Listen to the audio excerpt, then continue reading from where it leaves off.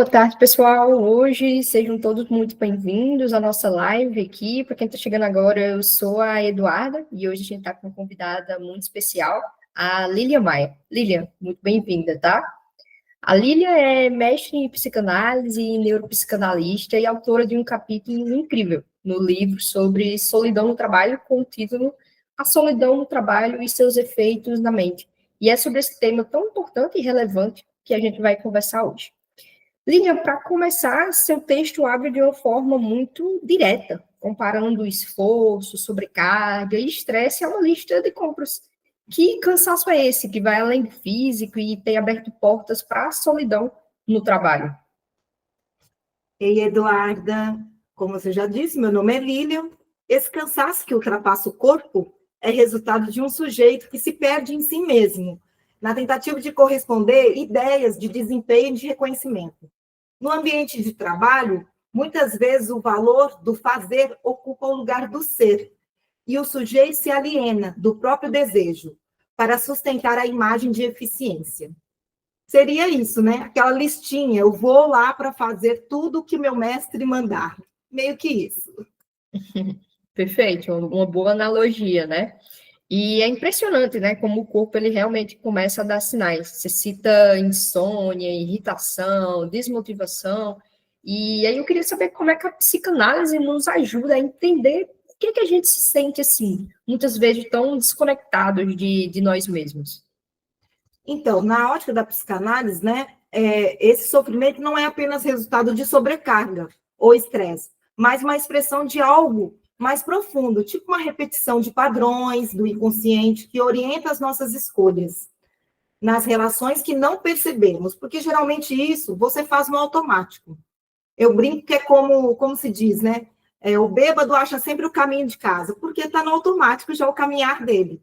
E muitas vezes as nossas repetições estão assim, nesse automático. A psicanálise busca compreender essa relação entre o inconsciente e o modo como sentimos, e agimos e nos posicionamos diante do outro e no ambiente de trabalho. Perfeito, deu para entender bem. E aí, nesse mesmo capítulo, você usa uma metáfora que eu achei ótima, a do avatar que usamos no trabalho. Como é que você pode falar um pouco melhor sobre essa performance constante que tem nos afetado e gerado esse sentimento de solidão? Então, geralmente na empresa, a gente tende a ser um avatar, porque não dá para você ser quem você é na sua empresa, né? Em casa, geralmente, se você é mais descontraído, mas geralmente no ambiente corporativo, você tem que ser uma pessoa séria, dedicada, e muitas vezes ali você usa um avatar, você usa uma máscara. Mas quando chega em casa, isso tudo se rompe. E lá na sua casa, você é quem você verdadeiramente é. Mas quando a gente tem líderes que são colaborativos, isso se quebra um pouco. E muitas amizades até nascem desse ambiente de trabalho. E pode ser muito produtivo, inclusive para a vida. Mas depende muito o quê? Do meio corporativo que está se encaixado, né? E assim, evitar esse sofrimento, que é tão doentio, que chega até o burnout, né? Então, esse mascarar, né? Esse avatar, como um filme mesmo, olha ali, era um rapaz paraplégico, né? Que lá, como avatar, ele voava até, pulava. É meio que isso. Lá você tem uma performance incrível, porque é necessário. Mas em casa está lá o seu verdadeiro eu, esgotado, sofrido, desejoso de algo que não encontra lá no seu local de trabalho. Perfeito, Lilian. Tá dando para entender, sim. Isso é um impacto real, né? Tanto trabalhar com dados e tem consequência. Não é só uma percepção, tem dados que mostram que essa solidão no trabalho é realmente um problema que tem crescido cada vez mais. E você traz algumas pesquisas, né, no seu capítulo ali dentro do livro. O que é que esses números têm nos dito? Então, eu vou até ler, né, para não errar, porque pesquisa a gente tem os nomezinhos aqui em inglês, e inglês não é o meu forte.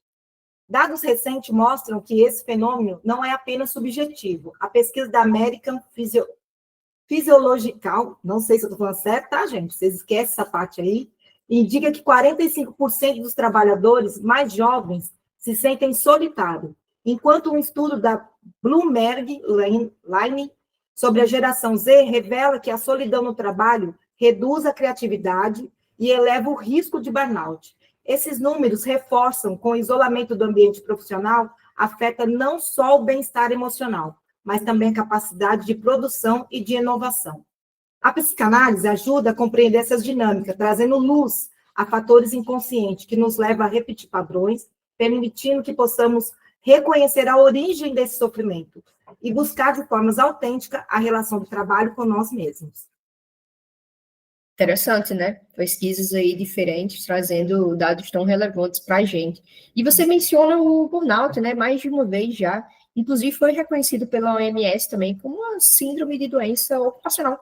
E aí, como é que a solidão se conecta diretamente com esse esgotamento tão extremo? Uhum.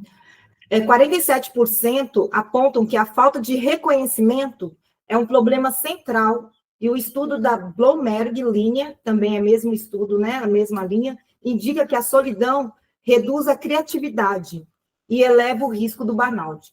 Quando prolongada a solidão, pode afetar a autoestima e a construção do ego, conduzindo a um estado depressivo. Então, assim, eu acredito que a pessoa ela não nasce ali com burnout no primeiro dia do emprego. Não é assim. É uma relação que vai se esgotando, vai se esgotando. É um copo de água que vai enchendo, enchendo e transbordar. Quando ele transborda, já não tem mais o que ser feito. E aí a pessoa já está com esgotamento físico e mental. Realmente é um cenário bem complexo, né? Então, a gente já viu aí algumas pesquisas, a gravidade aí do tema, e seu capítulo, ele também tem apontado alguns caminhos, né? O que é que pode ser feito, tanto por parte do trabalhador, quanto por parte dessas empresas. Quais os caminhos que esse pessoal pode seguir aqui para fugir um pouco dessas problemáticas que a gente tem visto? Então, como indivíduo, procurar um analista ajuda a compreender os seus padrões do inconsciente e lidar com o cansaço emocional e se reconectar consigo mesmo.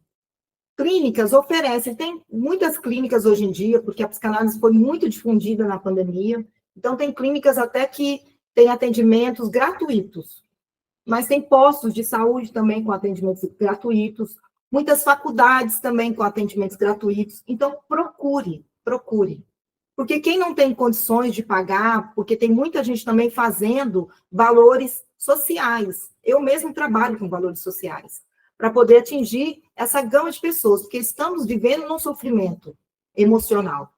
Porque a vida tem exigido muito das pessoas, tanto no meio corporativo como no meio social. As comparações têm sido gigantescas, todo mundo quer estar bem, todo mundo quer estar lindo, todo mundo quer estar perfeito, e isso não existe. Então, existe um avatar na vida profissional e na sua vida. Então, não está cabendo mais ninguém sozinho. Então, precisamos, de fato, buscar ajuda, e por isso tem tantos profissionais aí. Busque ajuda, gente. Ligue, procure, se conecte, mas vai atrás de ajuda. Você não está sozinho.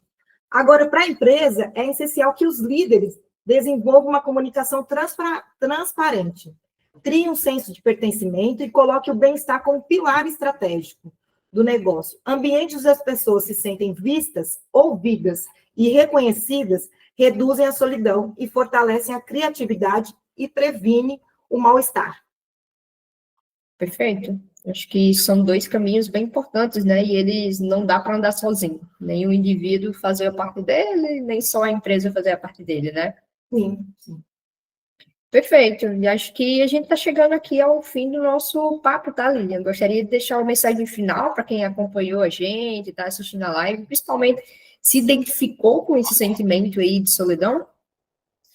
Sim, eu queria. Cuidar da saúde emocional não é luxo, é uma necessidade. A solidão, quando compreendida, pode ser ressignificada a partir do autoconhecimento, transformando-se em um convite para reflexão sobre quem somos e como nos relacionamos com o trabalho.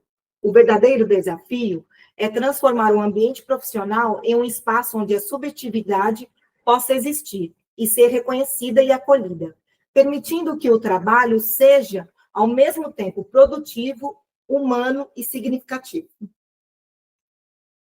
Perfeito, Lilian. Muito obrigada mais uma vez aí por esse bate-papo aqui. Acho que foram perguntas e respostas super relevantes, compartilhar tanto conhecimento assim com a gente também.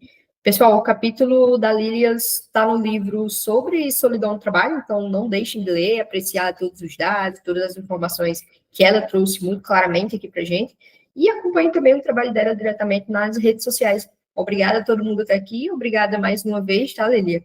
E a gente fica aí próxima disponíveis. Obrigada.